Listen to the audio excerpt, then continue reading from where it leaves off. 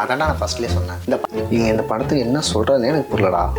இல்லை கதை ரிலேட்டடாக தான் போவோம். காட் ஜோக் இல்லை. மைத்தன் மூவிஸில் இன்றைக்கி நம்ம எந்த படத்தோட ரிவ்யூ பார்க்க போகிறோம் அப்படின்னா, இயக்குனர் விநாயக் துரம் இயக்கத்தில் வந்திருக்க வல்லவன் வகுத்துதாடா அப்படின்ற ஒரு படத்தோட ரிவ்யூ தான் பார்க்க போகிறோம். இந்த படத்தோட ஒன்லைன் என்ன பார்த்தீங்கன்னா, 5 பேரில் ஒருத்தவங்க நல்லவங்க, 4 பேர் கெட்டவங்க. இவங்க எல்லாத்துக்கும் தேவையானது பணம் தான். அந்த பணம் எப்படி இவங்களை கனெக்ட் பண்ணுது, இந்த பணத்தினால என்னென்ன ஆகுது அப்படின்றதான் படத்தோட மொத்த கதையுமே. இந்த படத்தை பார்த்தீங்கன்னா ஒரு 5 சாப்டராக வந்து பிரிச்சிருப்பாங்க. ஒவ்வொரு சாப்டருக்கும் ஒவ்வொரு நேம் ஒன்று வச்சுருப்பாங்க. இந்த படத்தோட ஃபர்ஸ்ட் ஹாஃப் எப்படி ஓப்பன் பண்ணுவாங்கன்னு கேட்டிங்கன்னா, ஆரம்பத்திலே ஒரு பொண்ணு வந்து ஒரு பையனை ஏமாத்துற மாதிரி காட்டுவாங்க. அந்த பொண்ணு வந்து அடுத்து தொடர்ந்து பல ஆண்கள் அப்படியே ஏமாத்திட்டே இருக்க மாதிரி போயிட்டே இருக்கும். அதுக்கப்புறம் பார்த்தீங்கன்னா ஒரு நல்ல கேரக்டர்னு சொல்லி சொன்னால இல்லையா, அதில் வந்து ஒரு பொண்ணை வந்து காட்டுவாங்க. அந்த பொண்ணு வந்து பார்த்தீங்கன்னா ஒரு டாக்ஸி டிரைவர். டக்குன்னு அந்த பொண்ணு வந்து வேலையை எடுத்து தூக்கிடுவாங்க.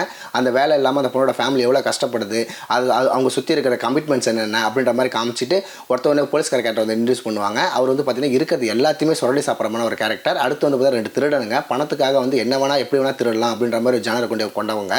இதுக்கப்புறம் வந்து பார்த்திங்கன்னா வட்டிக்கு ஒரு மனுஷன். ஸோ வட்டிக்கு ஒரு வந்து என்ன கேட்டிங்கன்னா, தன்னோட உடல் உறுப்புகளை வந்து தானமாக கொடுக்கணும்னு சொல்லி எழுதி வட்டிக்கு விடுவார்.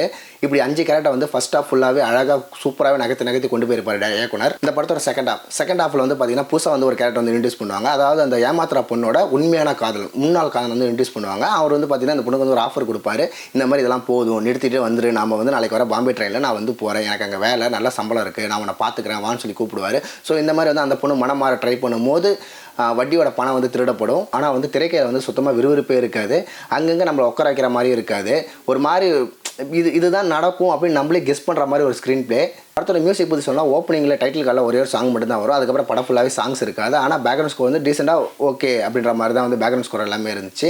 படத்தில் நடித்தவங்கள நடிப்பு பற்றி சொல்லணும் அப்படின்னா எல்லாமே புதுமுகங்கள் மட்டுமே முழுக்க நடிச்சிருக்காங்க. ஒரு சில பேர் அங்கங்கே தெரிஞ்சவங்க வந்து தென்படுறாங்க. இருந்தாலும் தங்களை கொடுத்த கதாபாத்திரத்துக்கு எந்த ஒரு எக்ஸ்ட்ராவுமே பண்ணாமல் அவங்க ரோலுக்கு என்னவோ அதை பக்காவாக பண்ணியிருக்காங்க. அது மட்டும் இல்லாமல் செட்டிலான ஆக்டிங் எல்லாமே கொடுத்துருக்காங்க. எங்கேயுமே நம்மளுக்கு ஓவர் ஆக்டிங் மாதிரி தெரியவே இல்லை. அது வந்து இந்த படத்தோட மிகப்பெரிய ப்ளஸ். இந்த படத்தோட மைனஸ் என்னதுன்னு பார்த்தா 2 திருடுங்க. அவங்க வந்து திருடிக்கிட்டே இருப்பாங்க. அந்த பணத்தை எங்கே வைக்கிறாங்க, எப்படி யூஸ் பண்ணுறாங்க எதுவுமே காட்ட மாட்டாங்க. திருடி ஒரு கொஞ்ச நேரம் ஆனால் திருப்பி மேற்கொண்டு பணத்தை திருடுவாங்க. அந்த பணம் எப்படி ஆகுது என்ன ஆகுது நம்மளுக்கு அதை பற்றி எந்த ஒரு டீட்டெயிலுமே இருக்காது. காரை திருடி விற்கிறதா இருக்கட்டும், ஒரு பொண்ணு வந்து 8 லட்ச ரூபா திருடுறதா இருக்கட்டும், அந்த பணம் எங்கே போச்சு என்ன ஆச்சுன்னு கூட தெரியாது. அதுக்கப்புறம் பார்த்தா அவங்க 2 கோடி ரூபாய் திருட போயிடுவாங்க. இந்த மாதிரி அவங்களோட பேக்ரவுண்ட்லேருந்து வராங்க, இந்த மாதிரி பண்ணணும்னு சொல்லி ஆனால் அதை அவங்க எங்கே ஸ்டோர் பண்ணுறாங்க, அது எப்படி செலவு பண்ணுறாங்கன்னு அப்படின்ட்டு எதுவுமே ஒரு சின்ன ஒரு டைலாக்லோட ஒரு எதுவுமே வைக்காமல் இருந்திருக்காங்க. இந்த படத்தோட இயக்குனர், அந்த படத்தோட தயாரிப்பாளர் படங்களில் நிறைகள் குறைகள் கலந்தன இருக்குது. அதெல்லாம் பார்க்கும்போது நிறைகள் தாண்டி குறைகள் தான் நிறையவே இருக்குது. இனி வரும் காலங்களில் அந்த மாதிரி குறைகள்லாம் திருத்திக்கிட்டு ஒரு நல்ல படம் தருவான்னு சொல்லி நம்ம நம்புவோம். இந்த படம் இப்போ தேட்டர் ரிலீஸ் ஆக போது கண்டிப்பாக போய் எல்லாரும் பார்க்க வேண்டிய ஒரு படம் தான். இதே மாதிரி நல்ல படத்தோட ரிவ்யூவோட உங்களை நான் வந்து சந்திக்கிறேன். அதுவரை உங்களோட விடைபெறுவது உங்கள் விஜய் பிரகாஷ். பாய்.